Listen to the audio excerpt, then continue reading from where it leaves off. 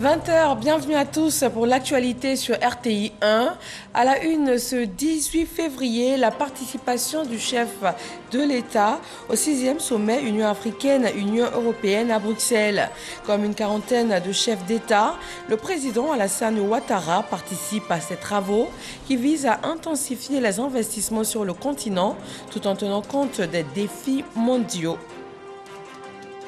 Sur place dans la capitale belge, après sa rencontre avec la société civile belge, la première dame de Côte d'Ivoire, Dominique Ouattara, s'est entretenue aujourd'hui avec des parlementaires européens. Les discussions ont porté sur la lutte contre le travail des enfants en terre ivoirienne. Politique de logements sociaux en Côte d'Ivoire, le directeur général de la Banque arabe pour le développement économique en Afrique a été reçu par le Premier ministre Patrick Hachi. La BADEA réaffirme son soutien à la Côte d'Ivoire dans ce secteur stratégique. Mon enfant apprend mieux à l'école, un projet qui arrive à relever le taux de scolarisation dans le Bounkani, le cas de 2 villages où il produit de bons résultats dans le dossier Vidici. Bonsoir à tous, nous démarrons à Bruxelles. Le président ivoirien y prend une part active aux travaux du sommet Union africaine-Union européenne. Les échanges visent notamment à renouveler et à approfondir le partenariat entre l'Afrique et l'Europe. Chiram Kofi Abolin. Ils sont une quarantaine de chefs d'État et de gouvernements africains, au nombre desquels le président de la République de Côte d'Ivoire, Alassane Ouattara, réunis à Bruxelles aux côtés de plusieurs dirigeants des pays d'Europe dans le cadre du 6e sommet ordinaire Union africaine-Union européenne. Un sommet sur 2 jours, les 17 et 18 février 2022 dans la capitale belge. Des tables rondes thématiques pour marquer l'ouverture des travaux. On retient celle consacrée au financement de la croissance. Cette table ronde a été coprésidée par le président de la République de Côte d'Ivoire, Alassane Ouattara, et les présidents français Emmanuel Macron, sénégalais Macky Sall, ainsi que le président du Conseil italien Mario Draghi. C'est l'occasion pour le président ivoirien Alassane Ouattara de souligner que dans un paysage financier international marqué par un resserrement des conditions, la grande partie des ressources nécessaires au financement du développement des États devrait être mobilisée essentiellement auprès du secteur privé. Ce 6e sommet ordinaire Union africaine-Union européenne s'est donné comme objectif de faire le point de la coopération entre les 2 espaces économiques, avec surtout le lancement de la nouvelle stratégie de l'Union européenne pour l'Afrique, intitulée Global Gateway. Cela en vue de l'intensification des investissements dans les infrastructures, les soins de santé et l'éducation. En marge des travaux de ce sommet intercontinent, le président Alassane Ouattara a échangé aujourd'hui avec le président de la Banque européenne d'investissement. Les excellentes relations et le renforcement de la coopération entre la BEI et la Côte d'Ivoire, notamment dans les domaines de la santé et du changement climatique, ont été au centre des échanges. Mama Traoré. Cette rencontre avec le président Alassane Ouattara a permis au patron de la Banque européenne d'investissement de faire le point sur les interventions de son institution en Côte d'Ivoire et surtout d'annoncer au chef de l'État un événement que compte organiser la Banque européenne d'investissement en Côte d'Ivoire cette année. Nous souhaitons davantage investir en Côte d'Ivoire car les conditions s'y prêtent à tous les niveaux, que ce soit sur le plan de la digitalisation ou la vitalité du secteur privé. Nous mettons l'emphase sur les projets liés au réchauffement climatique, car nous souhaitons remplir nos obligations dans le cadre des accords de Paris sur le climat. Je crois que la Côte d'Ivoire est un partenaire idéal pour y parvenir. La Côte d'Ivoire est particulièrement importante pour nous. Non seulement nous avons un bureau à Abidjan, mais nous organisons cette année en partenariat avec la BAD le sommet finance en commun en Côte d'Ivoire. La Banque européenne d'investissement est l'institution de financement de l'Union européenne. Elle est le principal bailleur de fonds multilatéral au monde, notamment pour le financement de l'action en faveur du climat. Sur place à Bruxelles, la première dame de Côte d'Ivoire s'est entretenue avec des parlementaires européens. C'est en sa qualité de présidente du Comité national de surveillance des actions de lutte contre le travail des enfants que Dominique Ouattara a échangé avec la vice-présidente de la Commission développement et la commissaire à la justice et au marché intérieur. Le point de ces échanges avec Mahama Traoré. Accompagnée des ministres en charge des eaux et forêts et de la protection sociale, la première dame Dominique Ouattara a échangé avec la vice-présidente de la Commission développement du Parlement européen, Dr Pierrette Herzberger Fofana. Pendant plus d'une heure de temps, les deux parties ont épluché les problématiques liées à la politique forestière en Côte d'Ivoire et à l'amélioration des conditions de vie des paysans. Les efforts accomplis par la Côte d'Ivoire dans tous ces domaines ont été portés à la connaissance de la parlementaire européenne. Parfois, nous préparons ici des sujets, nous discutons et on ne tient pas compte de certains paramètres parce que lorsqu'on parle de la déforestation, sans tenir compte des problèmes sociaux que l'on pourrait provoquer sans le vouloir, alors que nous sommes bien intentionnés ici en Europe lorsqu'on prépare tous ces sujets-là. Et c'était assez intéressant de savoir que si seulement on pouvait doubler la part que les agriculteurs reçoivent de 5% à 10%, que la lutte contre la pauvreté, en fait, serait réussie. Saisissant une fois de plus cette occasion, Dominique Ouattara a plaidé la cause de la Côte d'Ivoire dans son combat pour l'élimination du travail des enfants. Je pense que mon message a été entendu et nous avons rencontré donc Madame la parlementaire qui a été très sensible au message, notamment au message de la rémunération des paysans. Et en tant que parlementaire européenne, elle va essayer de nous faire passer, si c'est possible, des lois pour garantir le travail de nos paysans. Et ça, c'était très, très important. Et je la remercie d'être venue à notre rencontre. Avant cette rencontre, la première dame a échangé avec les commissaires européens à la justice et au marché intérieur. Tous ont été invités à visiter la Côte d'Ivoire pour s'enquérir des réalités en matière de lutte contre le travail des enfants. Sur le sol ivoirien, la Banque arabe pour le développement économique en Afrique réaffirme son engagement à soutenir la Côte d'Ivoire, notamment dans la mise en œuvre de sa politique de logements sociaux. Le directeur général de la BADEA a été reçu par le Premier ministre Patrick Achi. Alexis Ouedraogo. La Banque arabe pour le développement économique en Afrique, BADEA, finance les économies des pays arabes et africains à travers son fonds pour le développement. Ce vendredi à la primature, elle s'est engagée à soutenir la Côte d'Ivoire dans la mise en œuvre de son programme de logements sociaux. La Banque arabe pour le développement économique en Afrique accompagnera le gouvernement pour la mise en œuvre des engagements de son Excellence Monsieur le Président Alassane Ouattara en matière de logements sociaux. Donc des ressources conséquentes seront mobilisées par la Banque, mais aussi par ses autres partenaires du groupe de coordination arabe des institutions financières arabes. Le directeur général a aussi félicité les autorités ivoiriennes pour la relance vigoureuse de l'économie au lendemain de la pandémie à coronavirus. À leur suite, le Premier ministre Patrick Achi a accordé une audience au secrétaire général de Cités et gouvernements locaux unis d'Afrique qui organise en mai prochain au Kenya le 9e sommet d'Africity. Les Africains doivent s'échanger entre eux pour inventer le modèle de développement qui leur convient. Et il faut commencer par le niveau local, parce que le développement est local ou n'est pas. Il faut avoir un modèle plus économe en carbone, plus soucieux de l'équilibre entre les êtres humains et les autres espèces dans la nature, et plus soucieux de relocalisation des activités économiques au plus près des producteurs et des consommateurs. Et quelque part, c'est la discussion de base qu'on aura à Africité, à Kisumu. Autour du thème, le rôle des villes intermédiaires dans la mise en œuvre de l'agenda 2030 des Nations Unies et de l'agenda 2063 de l'Union africaine, le sommet prévoit le renouvellement de ces instances. Les députés membres de la Commission des affaires économiques et financières renforcent leurs capacités sur les budgets programmes de contrôle de la performance. Le ministère de la Promotion de la bonne gouvernance, du renforcement des capacités et de la lutte contre la corruption vient ainsi leur donner des armes pour être beaucoup plus efficaces. Kader Sogodogo. Budget, programme et contrôle de la performance. C'est le thème de la formation destinée aux députés membres de la Commission des affaires économiques et financières. Très bon séminaire. Nous avons apprécié les travaux de ce séminaire.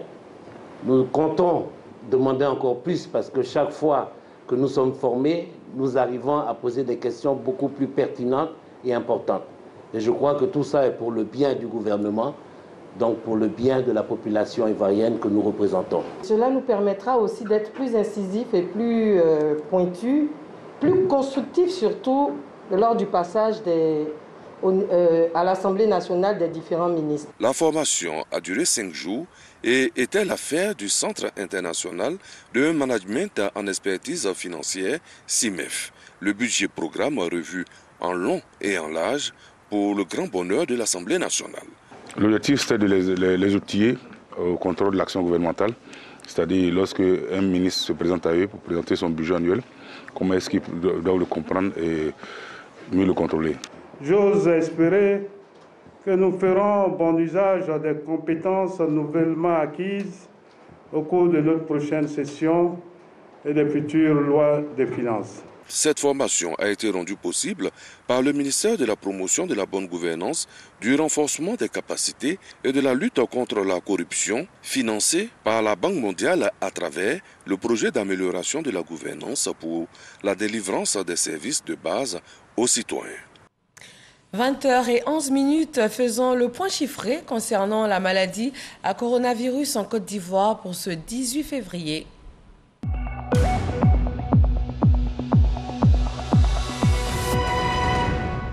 Le ministère de la Santé compte aujourd'hui 31 nouveaux cas de Covid-19 sur le sol ivoirien, 31 personnes officiellement déclarées guéries et 0 décès. La Côte d'Ivoire compte donc à ce jour un total de 81 322 cas confirmés, 79 129 personnes guéries et 1393 cas de Covid-19 toujours actifs. On s'intéresse au secteur de la fonction publique. Les acteurs impliqués dans l'organisation des concours administratifs se sont retrouvés pour dresser un bilan de la session 2021. Un point de l'organisation du concours d'entrée à l'ENA pour l'année 2022 a aussi été fait. Grâce Kando. Bilan jugé satisfaisant. C'est ce qui ressort de l'atelier bilan des concours administratifs session 2021. Des résultats à mettre à l'actif des innovations initiées par la ministre Anne-Désirée Ouloto. Tous les concours qui ont été programmés ont été effectivement organisés et les choses se sont bien déroulées parce que dans l'ensemble, on n'a pas eu d'incident. Tous les acteurs ont joué leur partition de manière efficace, conformément donc à un protocole qui avait été arrêté par le ministère de la fonction publique. Donc vraiment, du point de vue du bilan, qu'il soit quantitatif ou qualitatif, nous, au niveau de la coordination nationale, nous sommes satisfaits. Pour la ministre Anouloto, les concours de la fonction publique doivent se faire dans un environnement transparent et rassurant. Ces concours exigent de nous professionnalisme et efficacité. Nous devons également nous souvenir de la nécessité de rendre crédibles les résultats de ces concours-là, de les rendre sincères. Du côté de l'École nationale d'administration, l'on enregistre également de bons points dans l'organisation des concours d'entrée en 2022 à l'ENA. Nous avons gagné en efficacité avec l'introduction de la feuille de copie des anonymés. Nous avons également opéré des innovations pour l'organisation des correcteurs, pour l'organisation des secrétariats, pour l'organisation des surveillants également, ce qui nous a permis de faire un très bon travail cette année. Certes, des performances enregistrées, mais des propositions sont faites pour améliorer l'organisation des concours administratifs de la fonction publique et d'entrée à l'ENA. Sur la question, des correctifs seront apportés. Il est important qu'à l'issue de ce bilan, nous soyons capables de proposer des éléments nouveaux, pertinents, n'est-ce pas, ambitieux également, qui favoriseront ce climat de confiance entre nos populations et l'administration devons agir avec responsabilité dans l'intérêt général. Pour 2022, le ministère de la fonction publique et de la modernisation de l'administration s'engage sous le triptyque équité, transparence et célérité. Pour ce faire, la ministre Anouloto compte transmettre au Premier ministre toutes les propositions relatives à la bonne tenue de ces concours. Mon enfant apprend mieux à l'école. C'est un projet qui porte ses fruits dans la région du Bunkani. Les 2 villages où il a été mis en place ont vu leur taux de scolarisation et de maintien à l'école nettement amélioré. En quoi consiste ce projet? Comment est-il mis en œuvre et quels sont concrètement ses résultats? Le dossier Vide ici, réalisé par Eugène Atoubé, nous propose des réponses.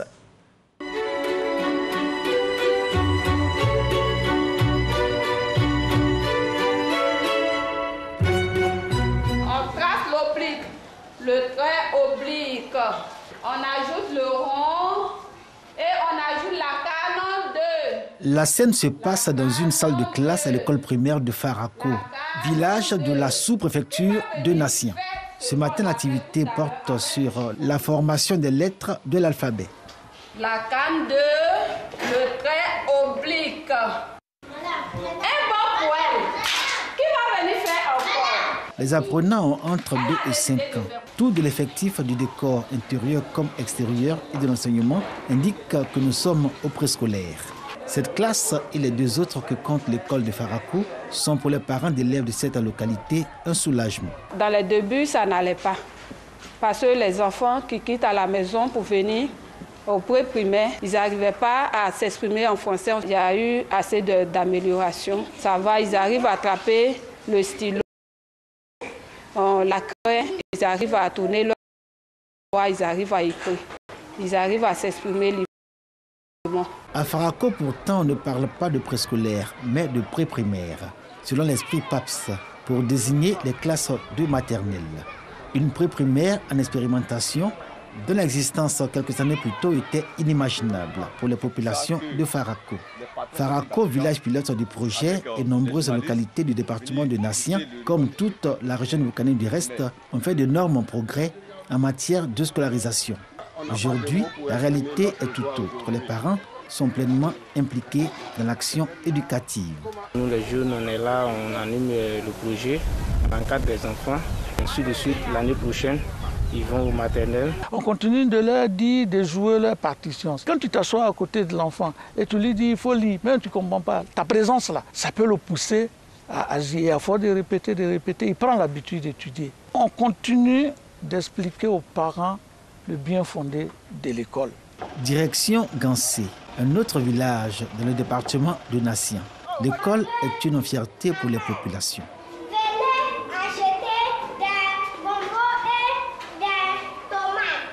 Le projet d'amélioration des services éducatifs PAPS y a construit un bâtiment de 3 classes, CP1, CP2 et CE1, des classes auxquelles s'ajoute une école maternelle.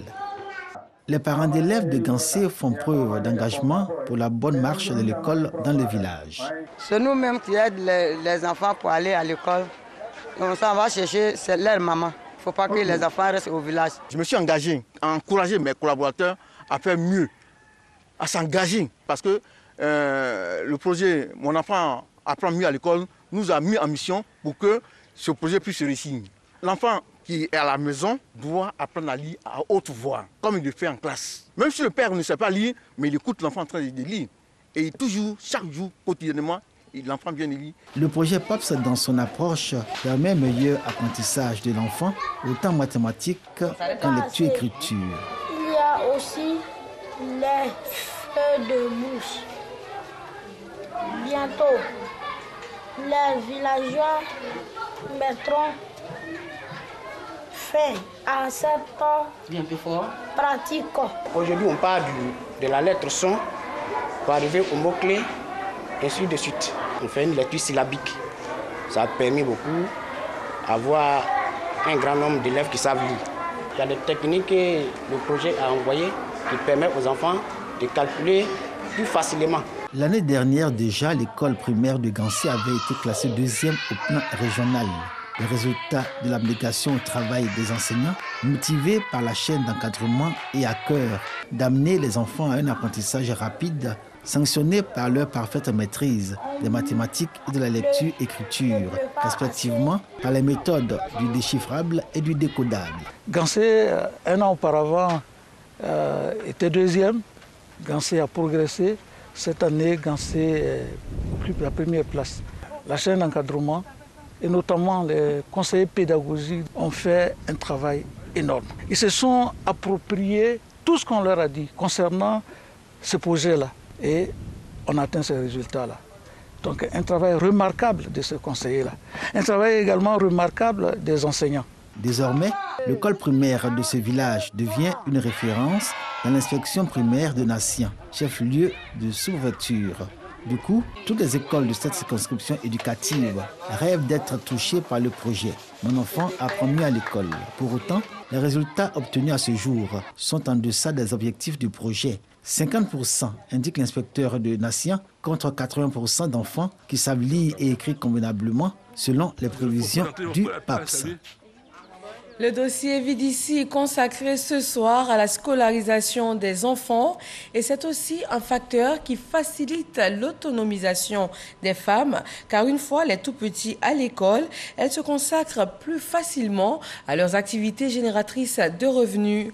Dans la commune de Yopougon, les femmes commerçantes se sont mises ensemble pour une plus grande portée de leurs activités et elles bénéficient d'ailleurs grâce à cela de financement. Godefroy Kambawa. Elles sont issues des différentes associations de commerçantes de la commune de Yopougon. Ces femmes qui, pour la plupart, exercent dans le vivrier, connaissent une amélioration dans leurs activités. Un changement de leurs conditions de vie dû aux actions initiées par les autorités municipales. Financement de projets des coopératives de vivriers, construction et extension de plusieurs marchés. Des initiatives qui participent à leur autonomisation. La construction des marchés, le marché de gros surtout des vivriers qui sera construit bientôt, et le marché des camps militaires qui est déjà propre, le marché des vendeuses de poissons et de porcs qui est déjà propre, le marché de tresseuses et de coiffeuses qui est déjà propre. Vraiment, nous sommes émus de ces actions. La mairie de Yopougon apportera toujours son soutien aux populations et particulièrement aux femmes, rassure le premier adjoint au maire. Issoufou Koulibaly engage ces femmes à être des actrices de paix et de développement. C'est des femmes qui participent au développement économique de la commune. Et cela ne peut qu'amener le ministre d'État Kafana à prendre conscience qu'il faut faire davantage pour ces femmes, parce que nous avons affaire à des femmes qui ont reconnu le travail qu'il a fait, qu'il est important que le ministre d'État, en retour, en fonction de cette reconnaissance, puisse faire le retour de l'ascenseur. Plus de 30 000 femmes exercent leur commerce dans les marchés de la commune de Yopougon. Elles entendent diversifier leurs activités, des actions qui participeront sans doute à leur autonomie. Le ministère de la Culture, de l'Industrie des Arts et du Spectacle fait sa rentrée solennelle. De nouvelles orientations ont été annoncées pour la valorisation des acteurs de l'industrie culturelle ivoirienne pour cette année 2022. Jean-Marc Djadji. Interprétation des classiques de la musique ivoirienne à la salle Ernesto Djedje du Palais de la Culture de Treichville. Une belle ambiance offerte par l'orchestre de l'INSAC pour célébrer la rentrée solennelle 2022 du ministère de la Culture, de l'Industrie des Arts et du Spectacle. Une occasion pour faire le bilan des activités de l'année précédente et de se projeter dans l'avenir. Faire de l'industrie culturelle et créative un moyen de répondre aux besoins d'équité sociale et d'efficacité économique en Côte d'Ivoire. Une initiative étatique pour l'année 2022 qui s'inscrit dans les objectifs de l'UNESCO. Je vais rappeler que votre vision est tout à fait en phase avec celle de l'Union africaine et celle des Nations Unies, parce que l'année dernière, vous le savez, était une année de l'Union africaine consacrée aux arts, à la culture, au patrimoine. Et au niveau des Nations Unies, c'était l'année internationale de l'économie créative. Les 5 sites déclarés patrimoine mondiaux de l'UNESCO, les réformes réalisées au niveau de la politique des droits d'auteur et le financement des projets artistiques sont, entre autres, les actions du gouvernement au profit de l'action culturelle. ouverture de plusieurs bureaux urbains pour accroître le maillage initié par le Burida sur l'ensemble du territoire, au niveau du soutien à la production, à la promotion et à la distribution, des acteurs culturels de différentes disciplines artistiques ont reçu l'accompagnement du Fonds de soutien à la culture et à la création artistique. 87 acteurs culturels ont été élevés au rang de commandeurs, d'officiers et de chevaliers de l'ordre du mérite culturel. Les directions régionales et services rattachés du ministère de tutelle ont été équipés lors de cette cérémonie en matériel roulant pour la promotion de l'industrie des arts et du spectacle en Côte d'Ivoire. Du 18 au 1er mai prochain, le 41e Popo Carnaval de Bonois va réunir du beau monde dans la région du sud Comoé. Comme chaque année, les atouts culturels et touristiques vont être mis en exergue avec un accent particulier pour cette édition sur le développement et la paix. Isaïo. Top départ du Popo Carnaval 2022 de Bonois. Diversité culturelle, développement culturel et réconciliation sont au menu de cette 41e édition, dont le lancement a eu lieu à Abidjan, au plateau. Nous vivons avec des communautés et il faut qu'au cours de ce festival, nous les permettions de s'exprimer aussi.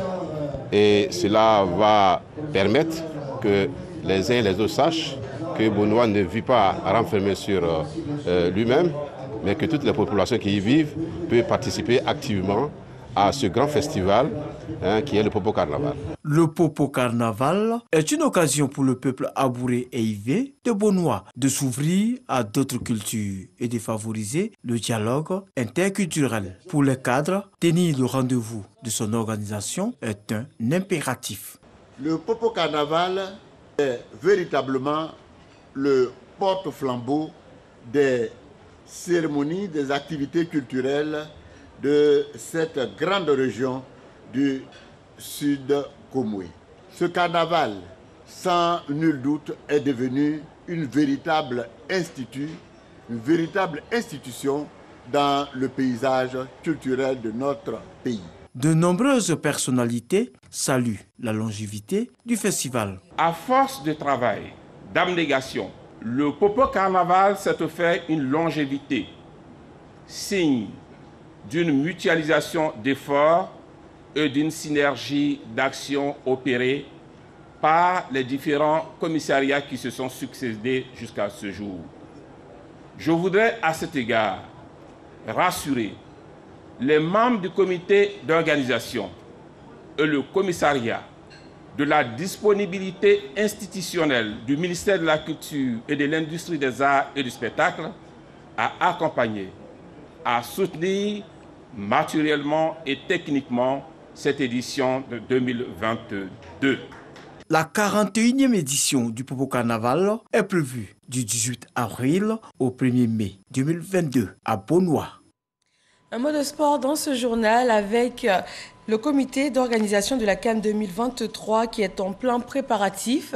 Une rencontre de 2 jours des différents acteurs concernés aura permis de plancher de façon approfondie sur l'organisation de la rencontre footballistique africaine.